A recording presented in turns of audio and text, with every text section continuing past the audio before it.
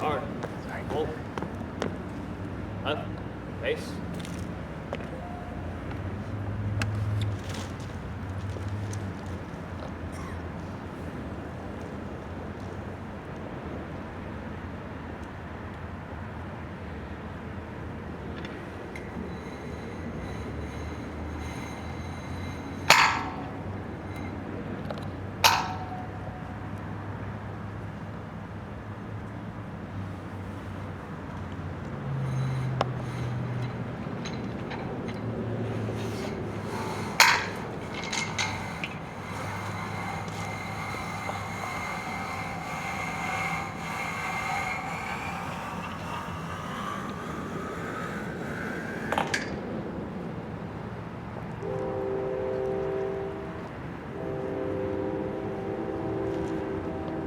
Forward. Arms.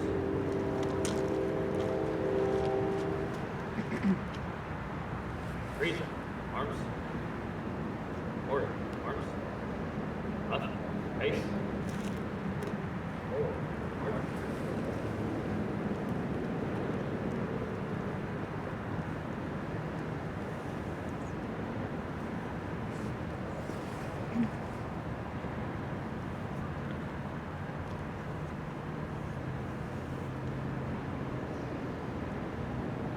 I pledge allegiance to the flag of the United States of America and to the republic for which it stands, one nation, under God, indivisible, with liberty and justice for all.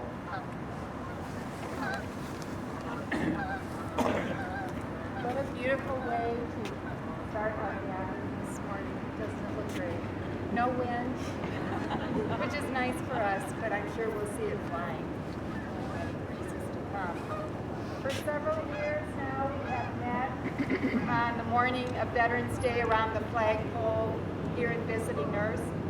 Actually, the flagpole over here, and we have our family members who are remembering, have remembered their loved one, their mother, with that beautiful flagpole. Well, we have right here is our Veterans Memorial Garden. So we wanted to dedicate this flag, pole and flag as well today. It's a beautiful location. And so I appreciate so many of you joining us. We're especially here at Memorial High School Color Garden.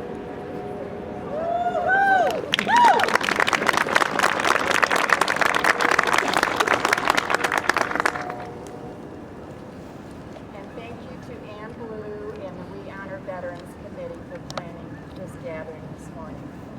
Veterans Day has been celebrated as an official United States holiday since 1947, while Memorial Day is a day of remembering the men and women who died while serving our country. Veterans Day celebrates the service of all of our U.S. military veterans, and that's what we're here for today. I'm going to turn it over to Ann, and she will be introducing one of our volunteers, Dick Thomas.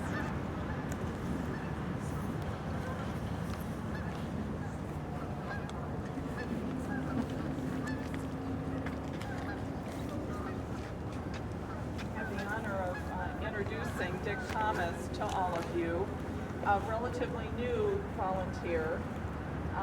He was born in 1925, one of 9 siblings, came through the Depression era, learned to read in the 6th grade. He served in the Navy for 2 years during World War II, and then he spent 10 years as a Prudential insurance agent. For 26 years, he owned a grocery store with a deli, which he ran. He grew his own groceries, or grew his own vegetables and sold them. And he had a 2-year TV ministry with his wife and his daughter. He is a poet, and he has appreciated the love of 2 wives whom he has outlived. His first wife for 46 years, second wife for 18 years. And his second wife died on our service in the North Manchester area, and Julie Day took loving care of her. And so he's got some ties to us, some strong ties. But what's really important to me personally is that he is a trained hospice volunteer.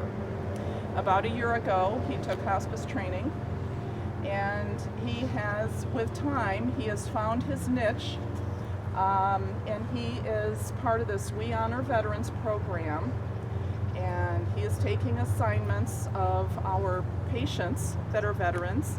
He's going out, making a special visit to them.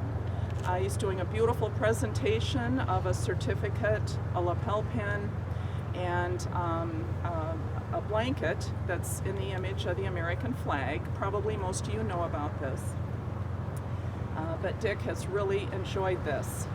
He has heard some incredible stories, and he's going to share a couple of those with you this morning, and maybe one of those poems too. So I'm going to turn the concrete over to Dick, and I'm going to let him speak to you. Dick Thomas. Thank you, Ann.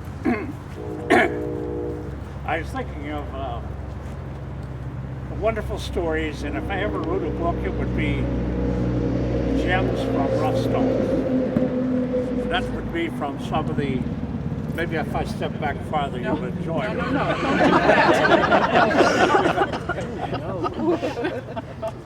What beautiful stories, and you don't know what it means to me to be standing here in front of the group. And we took this flight, and this is the shirt that says, thank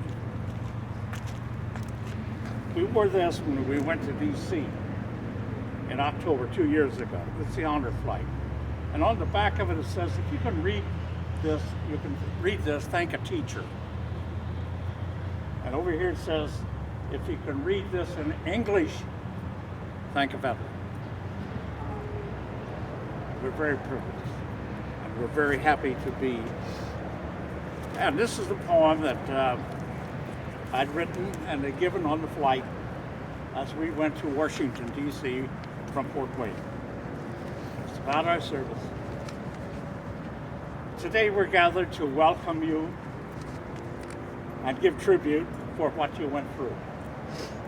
To give you the praise and honor that has been too long overdue. For the many, there was no question to protect as far as the eye might see. They would sacrifice and give their time to preserve the freedom and liberty. And once they labored in the field of peace, then it came a time to lay down the hoe. For the voice of freedom was calling, and their name was called. And you must go. War clouds soon would gather as the battle would reach our shore. Then the storms would be more threatening, and it seemed for sure we were going to war. And when our country was in trouble, when freedom was in jeopardy, most stood up and proudly proclaimed, here am I. You may send me. And today they will bask in the glory as many friends will gather around to give them a grateful tribute and to let them know their honor bound. Oh, now there's going to be some singing and there's going to be some dancing. And old friends you're sure to meet. Perhaps some hugging and some kissing as you march down this honor street. And the tears of joy are flowing. Some tears of grief are wiped away. For the past is soon forgotten as we celebrate today. And when they came home from service, was there an honor parade for you? It seems you are most deserving for the trials you have been through. So now they can stand up and be at attention as the flag will pass in review. Stand up and receive the credit that the honor been long overdue. Now many served on the front lines, but they never made it overseas. But all that served with honor are entitled to share in this victory. And today they will rise up on wings of eagles. You will fly to heights unknown, where all is peace and comfort. You will be king on the honor throne. And one day, when this life is over, and the treasures you have found, then comes the honor flight that lets you know you're heaven bound. And how wonderful this world will be if conflicts were no more. No sorrows, no more heartaches, no crying. And above all, no threats of having war. Thank you for that. Since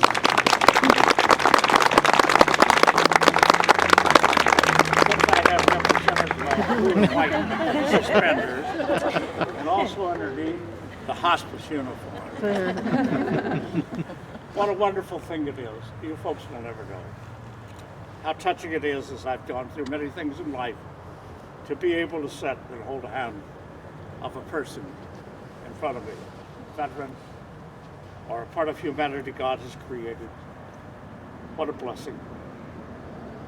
To present this comforter, and I'll give you an example of the permission that I've been granted for the 2 hours. And I like the way she shakes her head. Preach Like it, the Dick. Preach patient it. I had, he said, hurry back. Anyhow, presenting this comforter to this person, one illustration. I went in and on the call, and I'd taken the comforter with me and the pen and the certificate. And they had brought him out and set him in his chair. And I knelt beside him. And there's a little program I give, and I had the daughter unfold the certificate in a blanket. And I knelt beside him and I told him, I said, you know, one time in your life, you go to the mailbox and you're receiving a letter and you're like, I know what's in here. And you open up, it wasn't what you wanted. And then I said, here's the best thing, though, at Christmas time. And there's that box addressed to you, and you shake it, and you're smiling, and you know what's inside that box. And you open it up, and you say, it's not what I wanted. But I tell him, I said, I want you to know one thing, that all about you are the friends and the love. And what you were always hunting, you have. And what is inside that box, I am it.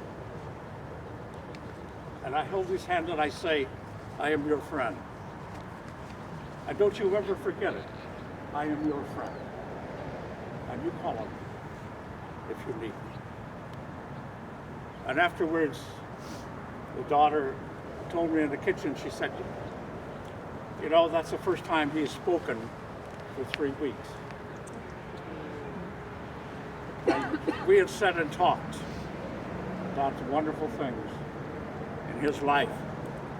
And this one verse here is when our country was in trouble, when freedom was in jeopardy, most stood up and proudly proclaimed, here am I, and you may send me. And this goes with the story he told me after he was married 6 months, he got the draft notice. And this was perplexing. He didn't know what to do. And he went to his father and he said, Dad, what should I do? He said, son, follow your heart.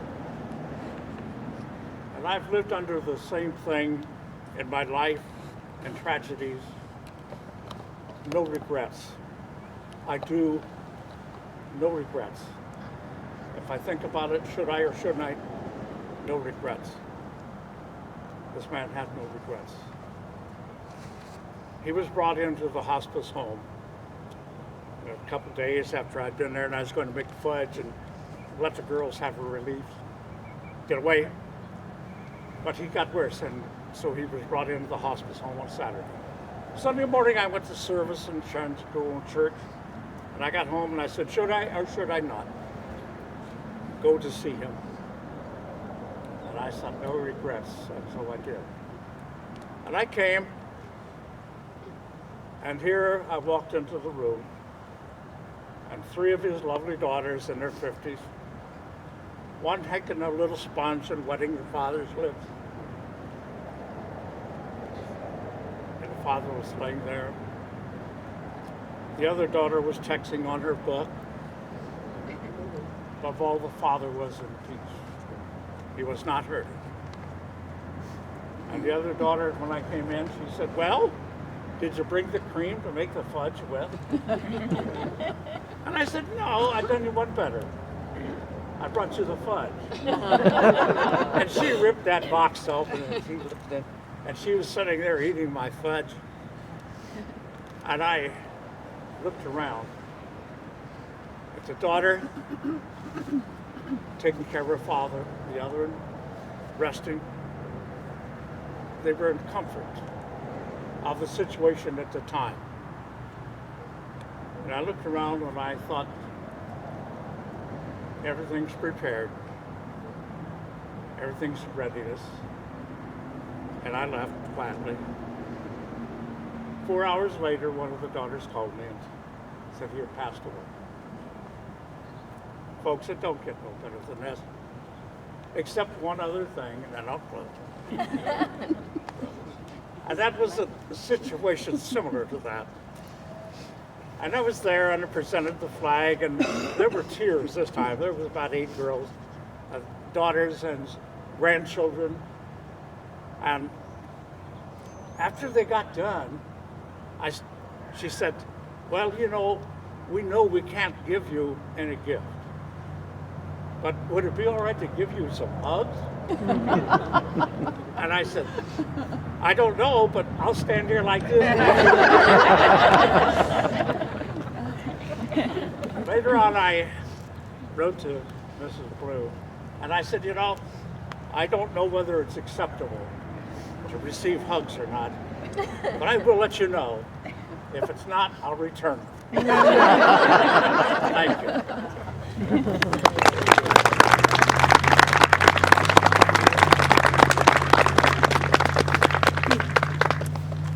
Dick is a proud 90-year-old man, so he's been with us for 90 years. I would like to mention that so far in 2015, we have presented to 171 of our veterans.